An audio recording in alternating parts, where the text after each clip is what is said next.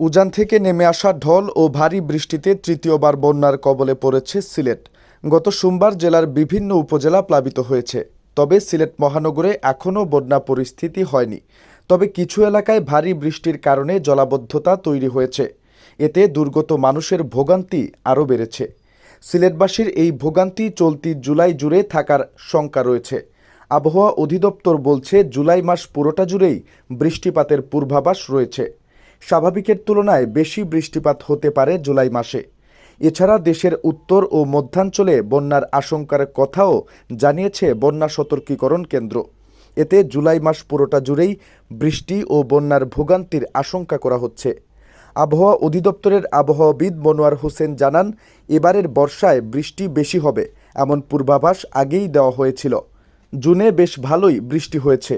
জুলাই মাসের প্রায় পুরো সময় জুড়ে সারা দেশে থেমে থেমে মাঝারি থেকে ভারী বৃষ্টি চলতে পারে। এদিকে সিলেট জেলা প্রশাসকের তথ্য মতে জেলার ১৩ উপজেলায় ৯৭টি ইউনিয়ন বন্যায় প্লাবিত। ১,১৮৪টি গ্রামের ৭,১১,২২৬ জন মানুষ বন্যায় আক্রান্ত।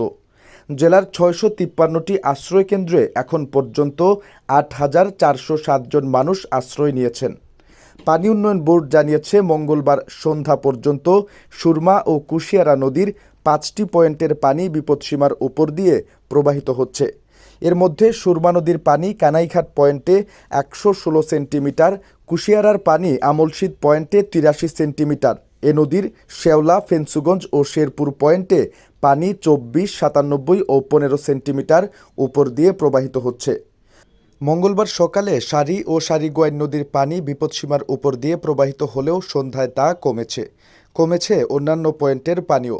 আর রবিবার এগুলোর মধ্যে শুধু কুশিয়ারা নদীর ফেঞ্চুগঞ্জ পয়েন্টে পানি ছিল বিপদসীমার উপরে।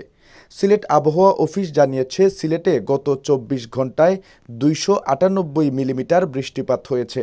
আগামী ৪ দিন ভারী বৃষ্টিপাত অব্যাহত থাকতে পারে। এমনটি হলে বন্যা পরিস্থিতি সিলেটে আবারও ভয়াবহ হবে। প্রসঙ্গত, সিলেটে গত ২৭ মে আগাম বন্যা পরিস্থিতির সৃষ্টি হয়।